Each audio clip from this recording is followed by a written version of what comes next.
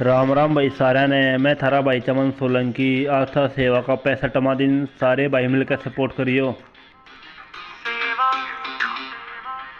सेवा एक नेक कर्म है। सेवा हम सब का धर्म है। सेवा बड़े शान से करिए। सेवा कर्मों में परम है। सेवा एक नेक कर्म है। सेवा हम सब का धर्म है। सेवा बड़े शान से करिए।